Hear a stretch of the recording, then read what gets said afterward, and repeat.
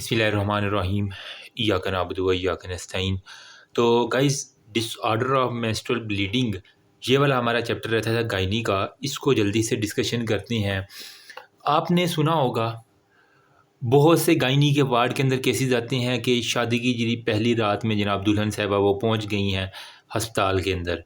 ठीक है, आप गायनी के अंदर 10 में से 7 केसेस ऐसे होते हैं जो कि डिसऑर्डर ऑफ मेंस्ट्रुअल ब्लीडिंग के साथ प्रेजेंट करते हैं। इसमें बड़ी वजह यही है कि जो फीमेल है ना, वो एक तो वर्जिश नहीं कर रही, हमारी पाकिस्तानी जो मोस्टली ख़वातीन हैं।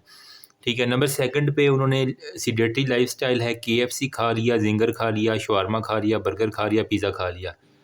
अब जब उनको सही तरह से यूटिलाइज़ नहीं करें तो इसकी वजह से आगे मसाइल आ रहे हैं। मैं बताता हूँ, ठीक है, कि हम किस तरह वर्जिश के ज़रिए ये कुछ ऐसी चीज़ें हैं इसके अंदर जो वहाँ पे बुक में बताएगा कि हम उसको ठीक कर सकते हैं। ठीक है, अगर आपने एग्ज़ाम के अंदर इस चैप्टर को अच्छे से करके गए हैं ना, तो इंशाल्लाह आपके बहुत से क्वेश्चन, बहुत से एमसीक्यूज़ इसमें से लग जाएंगे। शुरू करते हैं बिना किसी डिले के। यहाँ पे मैं आपको सीरीज़ के अंदर बताऊँगा। सबसे पहले ना हम इसका क्या-क्या चीज़ें हमने टॉपिक के अंदर देखनी है। सबसे पहले मैं आपको दूँगा इसका इंट्रो हल्का-सा। ठीक है, अब नॉर्मल यूट्राइन ब्लीडिंग क्या होती है। फिर हमने अब नॉर्मल यूट्राइन ब्लीडिंग के अंदर हमने हैवी मेंस्ट्रुअल ब्लीडिंग को जो है ना वो डिस्कशन करना है। क्या हर ब्लीडिंग को हम हैवी मेंस्ट्रुअल ब्लीडिंग कहेंगे? नहीं, एक हमारे पास लिमिट है जिसके बाद हम उसको हैवी मेंस्ट्रुअल ब्लीडिंग कहेंगे। इसके अलावा अब जब खातून आपके पास आ गई है, डॉक्टर साहब आप बैठी हुई हैं या बैठे हुए हैं, तो आप उसकी मैनेजमेंट किस तरह करेंगे, ये बड़ी इंपॉर्टेंट है। ठीक है, और फिर आपने जो डिसमेनोरिया है ना, ये भी एक बड़ा क्वेश्चन है। मतलब वो कहती है कि खून तो चलो आता है, लेकिन दर्द नहीं मेरे से डॉक्टर साहब बर्दाश्त होती। ठीक है, तो इसे हम कहते हैं डिसमेनोरिया। फिर आपने कुछ सेल्फ असेसमेंट एंड पे दी हुई है, वो हम देख लेंगे। तो शुरू करते हैं। डिसऑर्डर ऑफ मेंस्ट्रुअल ब्लीडिंग जो है ना, वो कह लें कि मोस्ट कॉमन कॉज़ है किसी भी फीमेल का कि वो विज़िट कर सके। इसकी वजह क्या हो सकती है? जो हमारे पास एबनॉर्मल यूट्राइन, AUB मैं लिखता हूँ एबनॉर्मल यूट्राइन ब्लीडिंग की, इसकी बड़ी वजह हमारे पास सोशली है कोई भी काज। ठीक है, फिज़िकल साइकोलॉजिकल कोई भी काज हो सकता है। ठीक है, या फिर ऑक्यूपेशनल हो सकता है। जो मेडिकल गर्ल्स हैं ना, वो अमूमन एग्ज़ाम के डेज़ में शायद उन्होंने नोट किया हो या एग्ज़ाम के डेज़ के अंदर आती हैं ख़वातीन कि उन्हें बहुत ज़्यादा स्ट्रेस है, उन्हें इनकी एग्ज़ाम करीब आ रहे हैं, तो उनसे ब्लीडिंग जो है ना वो टपा-टप हुई जा रही है। तो ये एक बड़ी वजह है, तो अब याद रह जाएगा। ठीक है, लेकिन ये कभी भी लाइफ़ थ्रेटनिंग नहीं होती। ठीक है, हाँ, थोड़ी-सी वीकनेस करवा देती है लेकिन लाइफ़ थ्रेटनिंग नहीं होती।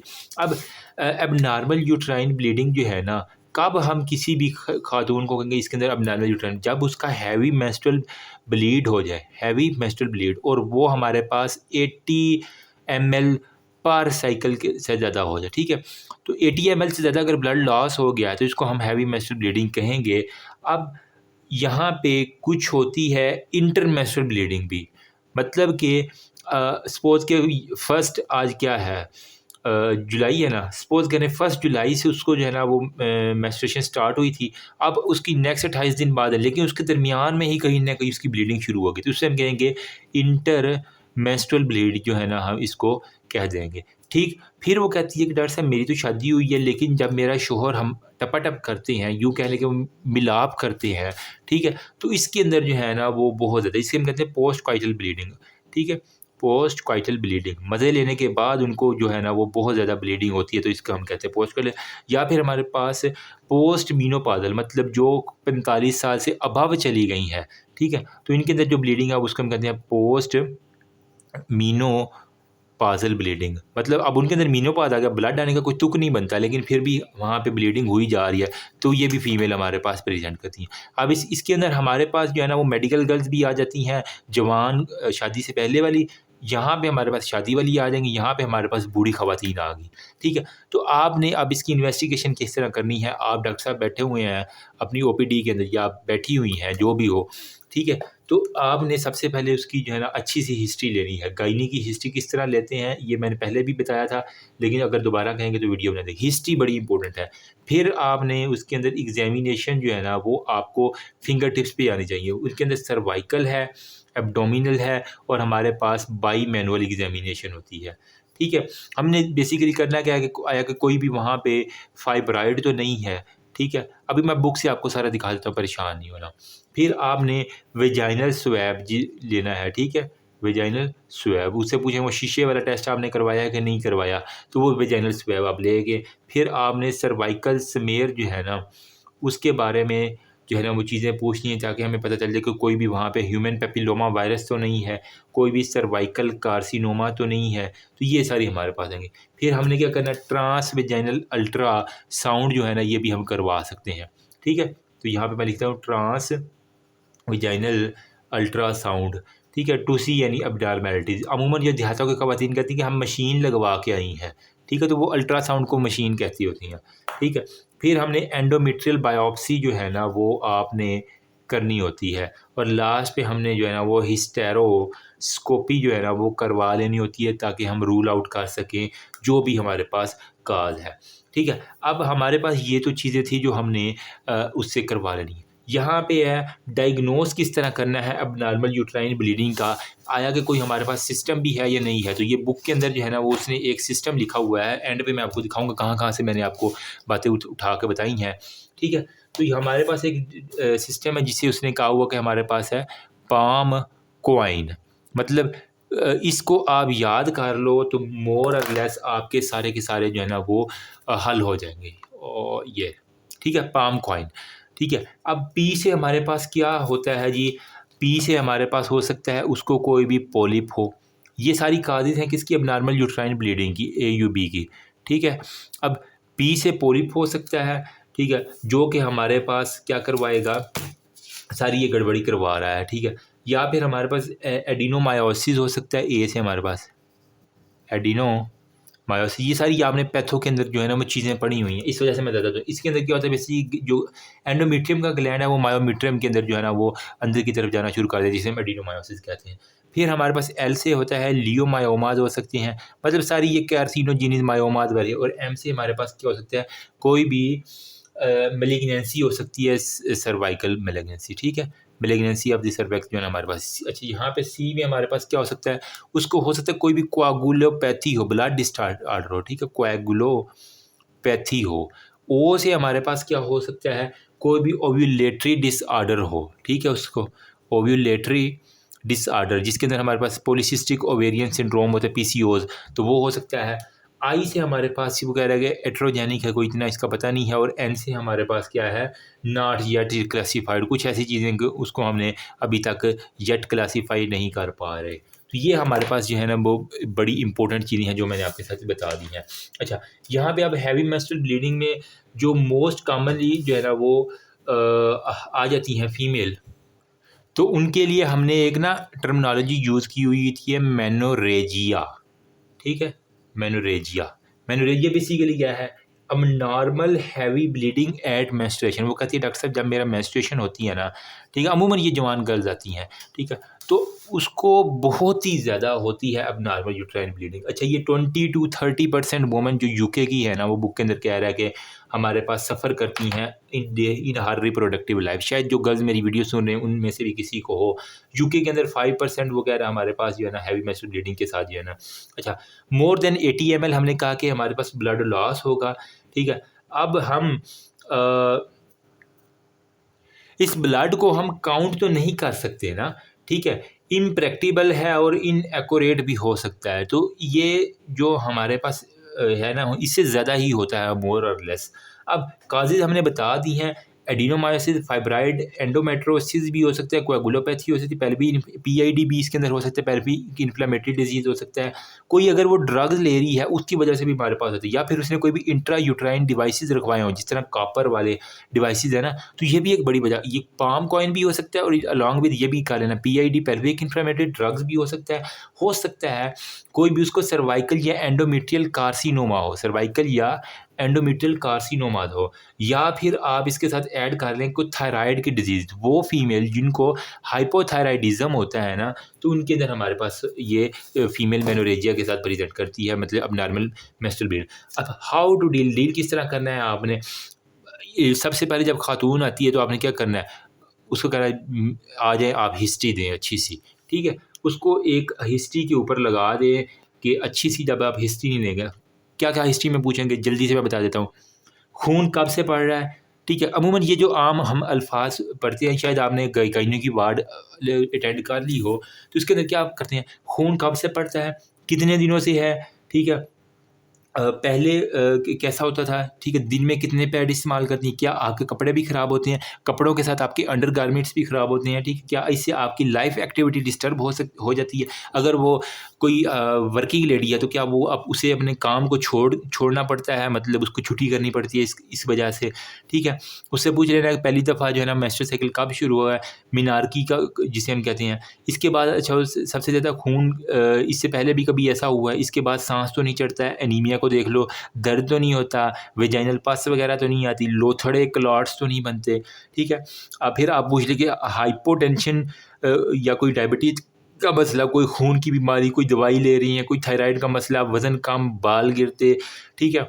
और साइकिल्स आपके रेगुलर है या इर्रेगुलर्स है, ये आपने हमेशा पूछना है कि 28 दिन से पहले शुरू हो जाते हैं या 28 दिन के बाद 32-33 दिन के बाद आपको शुरू होते हैं। ये सारी चीज़ें आपने हिस्ट्री के अंदर पूछ लेनी है, ठीक है जी? क्यों मैं इतना ज़ोर दे रहा हूँ, क्योंकि इसी की बुनियाद पे आपका सारा का सारा डायग्नोस बन जाया करता है मोर और लेस, ठीक है? अब आपने उसके साथ ही इवैल्यूएट कर लेना उसका लाइफ़स्टाइल और एनीमिया, मेनार्की और ये पीसीओएस। फिर आपने जो है ना वो एग्ज़ामिनेशन के अंदर क्या करना है, जनरल फिज़िकल एग्ज़ामिनेशन। आज मैंने वीडियो अपलोड की है जिसके अंदर जॉनी भाई की मैंने एक पिक्चर लगा के जो है ना वो अपलोड की है। उसमें देख लें जनरल फिज़िकल मैंने आपको नेल से शुरू करवाया है, ठीक है? फिर फिंगर्स हैं, ओस्लर नोड्स हो गया, ब्रूचस नोड हो गया, फिर आपने पाम के ऊपर जाना है, स्वेटिंग तो नहीं है, पल्स, बीपी, फिर गले के ऊपर, आँख के ऊपर एनीमिया, थायराइड, वो सारी चीज़ें मैंने चेक करने का तरीका बताया वो, ठीक है? जीपीएस मतलब जनरल फिज़िकल जीपीई, ठीक है? एग्ज़ामिनेशन हो गया। नंबर 2 पे आपने पेल्विक की, उसे कहना है चल मेरा बच्ची लेट जाओ, आप अपना पेल्विस को जो है ना एग्ज़ामिन करवाओ। तो पेल्विक एग्ज़ामिनेशन करनी है, एब्डोमिनल उसके साथ ही पेट चेक कर लेना। अगर आप मेल डॉक्टर हो तो प्लीज़ शेपरॉन को लाज़मी लेके जाइएगा, वरना आपके ऊपर वो हरासमेंट का केस कर सकती है, ठीक है? आजकल की जो बच्चियाँ हैं ना, ये बहुत तेज़ हो चुकी हैं, मैं बता रहा हूँ। हमेशा सेफ़ली खेलना है आपने, कभी भी अलहदा खुद अकेले एग्ज़ामिन नहीं करना किसी भी लड़की को, वरना कोशिश करना किसी नर्स को ले जाना या फिर किसी भी उसके रिश्तेदार को या फिर अपने किसी डॉक्टर कोलीग को लेके जाना, वरना आप फँस जाओगे, ठीक है? पेल्विक एग्ज़ामिनेशन, एब्डोमिनल एग्ज़ामिनेशन हो गया और बाईमैनुअल एग्ज़ामिनेशन आपने देख लेना है और साथ ही आपने जो है ना वो वेजाइनल स्वैब ले लेना होता है, ठीक है? इन्वेस्टिगेशन में आपने क्या करना है, ये था एग्ज़ामिनेशन। इन्वेस्टिगेशन में आपने उसका सीबीसी करवा लेना है, कोआगुलेशन प्रोफ़ाइल सारी करवा लेनी है, हार्मोनल लेवल चेक कर लेना है, वेजाइनल स्वैब आपने ले लिया, थायराइड की जितनी भी चेंजेज़ हैं वो देख लें, पेल्विक स्कैन करवा लें, ठीक है? अगर साथ में उसमें ट्रांस वेजाइनल स्कैन आ जाता है तो इससे हमारे पास जो है ना वो हो सकता है। उससे पूछ लें कि आया कि कभी कोई छोटी-सी चोट लगने के ऊपर बहुत ज़्यादा खून तो नहीं बहता रहता। ये जो था ना रॉयल फैमिली, ठीक है? इसके अंदर एक बीमारी चल रही है ना हीमोफीलिया की, उसके अंदर क्या होता है कि अगर वो ब्लड उनको हल्का-सा कट भी लग जाए ना तो वो ब्लड होता रहता है। मैं सोच रहा था कि यार उनकी जो फीमेल हैं, जो रॉयल फैमिली की है, उनकी मेंस्ट्रुअल ब्लीडिंग अगर हो जाए तो वो किस तरह कंट्रोल करती होंगी? कभी किसी ने सोचा है? अगर किसी को जवाब पता हो तो वो मुझे बताना कमेंट सेक्शन में। वो अब उन्होंने काफ़ी हद तक इसके ऊपर कंट्रोल कर लिया, वो out of the family marriages अब करना शुरू कर गए हैं। ठीक है? अच्छा, अब हमने जो है ना वो जो बायोप्सीज़ लेनी है ना वो 2 तरह की हो सकती हैं। या तो वो हमारे पास हो सकती है एंडोमेट्रियल बायोप्सी, ठीक है? एंडोमेट्रियल आप बायोप्सी ले सकते हैं या फिर आप क्या ले सकते हैं हिस्टेरोस्कोपी आप इसको कर सकते हैं। ठीक है? हिस्टेरोस्कोपी। हिस्टेरोस्कोपी भी यूँ कह लें कि एक तरह का प्रोसीजर है जिसके अंदर है ना हम यूट्रस को सारे के सारे को जो है ना वो एग्ज़ामिन करते होते हैं। अच्छा, फर्स्ट ऑफ ऑल आपकी अप्रोच क्या होनी चाहिए, एंडोमेट्रियल बायोप्सी सिंपल ले लें। अच्छा, इस बायोप्सी के अंदर आपके पास क्या होगा जी, अगर तो उसकी एज 45 ईयर से अबव है, ठीक है? और 4 एमएम से ज़्यादा जो है ना उसकी एंडोमेट्रियल की थिकनिंग आ रही है, तो तब आप एंडोमेट्रियल बायोप्सी ले लेंगे। साथ में अगर वो कंप्लेन कर रही है हैवी मेंस्ट्रुअल ब्लीड का, ठीक है? और इंटरमेंस्ट्रुअल ब्लीडिंग की वो हमारे पास कंप्लेन कर रही है, तो आपने हमेशा एंडोमेट्रियल बायोप्सी करनी होती है, ठीक है? अगर ट्रीटमेंट चल रही है और उसमें फ़र्क नहीं पड़ रहा, तो आपने फिर जाना है हिस्टेरोस्कोपी के अंदर, ठीक है? कब जाना है? अगर एंडोमेट्रियल बायोप्सी जो आपने ली है वो फ़ेल हो चुकी है, ठीक है? या इनसफिशिएंट आप सैंपल ले रहे हैं हर दफ़ा जब भी आप वहाँ से बायोप्सी ले रहे थे लेकिन सैंपल इनसफिशिएंट आ रहा है, ठीक है। और इसके अंदर वो फिर कह रहा है कि अगर हमारे पास ट्रांसवेजाइनल स्कैन जो है ना उसकी रिज़ल्ट अच्छे नहीं आ रहे तो इसकी वजह से हम हिस्टेरोस्कोपी भी इसकी तरफ जा सकते हैं, ठीक है।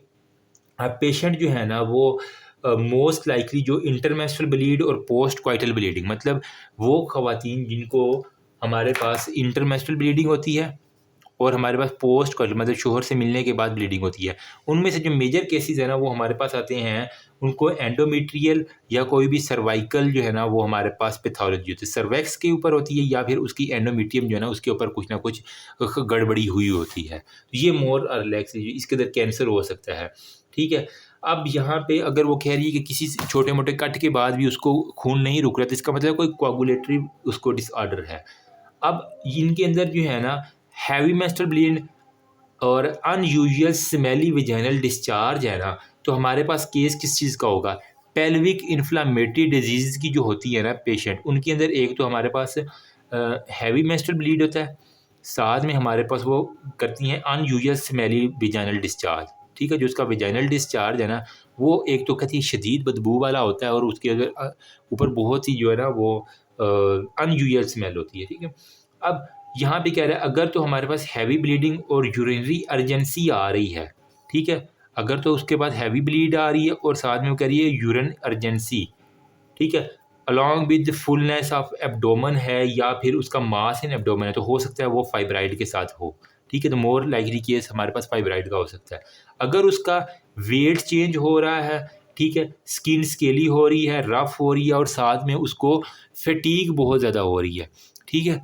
फटीग बहुत ज़्यादा हो रही है, तो 3 केस अभी मैंने यहाँ पे उसको मसला हो सकता है थायराइड का, ठीक है। अब ये कैसे पता चलेगा? आपने हिस्ट्री अच्छे से ले लेनी है। अगर तो उसकी वेजाइनल डिस्चार्ज या वो स्मेली आ रहा है तो पेल्विक इन्फ्लेमेटरी डिजीज़ मोर और लेस हो सकता है। अगर उसका यूरिन अर्जेंसी कोई एब्डोमिनल मास आ रहा है तो फाइब्राइड का केस हो सकता है। अगर उसका वेट लॉस है तो उसका मतलब है कोई थायराइड का मसला है। तो ये मैंने आपको जुगाड़ू तरीका बता दिया है कि किस तरह आप इसको प्रिवेंट कर देंगे। अब इसकी जो है ना वो ट्रीटमेंट क्या है हैवी मेंस्ट्रुअल ब्लीडिंग की? अभी अज़ान होने वाली है, बाकी फ़जर की अज़ान के बाद इंशाल्लाह मैं ट्रीटमेंट बताता हूँ, ठीक है? होपफुली अब इस वीडियो को अपलोड करके बाकी मैं इंशाल्लाह नेक्स्ट करता हूँ। यहाँ तक अगर किसी को कोई मसला है तो यू आर ऑलवेज़ वेलकम, मुझसे कोई गलती हुई है तो बता देना, ठीक है? मैं आपको एक दफ़ा बुक से रिव्यू करवा देता हूँ जहाँ-जहाँ से मैं पढ़ाया, क्योंकि लोग फिर कहते हैं कि दिखा दिया करें। ये देखो, यहाँ पे हमने वो सारे का सारा गायनेकोलॉजिस्ट के ऊपर कब-कब करता है, intermenstrual bleeding, post coital bleeding, और वो मैंने चारों साइन आपके साथ डिस्कशन करवा दी हैं, ठीक है? यहाँ पे फिर हमने पाम कॉइन COEIN, ई भी इसके अंदर आ रहा है, ठीक है? ई की साथ वो कह रहा है कि कोगुलेटिव ओव्यूलोपैथी, एंडोमेट्रियल कोई भी या एट्रोजेनिक काज है, ये वो सारी की सारी मैंने बता दी। फिर हमने यहाँ देखा कि हमारे पास ट्रांसवेजाइनल स्कैन 45 साल से बड़ी हो, ठीक है? 4 mm से बड़ी उसकी थिकनेस है ट्रांसवेजाइनल स्कैन के ऊपर, ट्रीटमेंट फेल हो गया तो तब हम क्या करेंगे? आउट पेशेंट हिस्टेरोस्कोपी करेंगे। ओहो यार, ये देखो ये, ठीक है? फिर हमने मैनेजमेंट के ऊपर आना है, ठीक है? मैनेजमेंट क्या करनी है? मेडिकल मैनेजमेंट है, कुछ हमारे पास सर्जिकल मैनेजमेंट है, ठीक है? तो ये वाली मेडिकल और सर्जिकल मैनेजमेंट मैं नेक्स्ट वीडियो में डिस्कशन कर देता हूँ। If you are very clear, you can ask me. Thank you.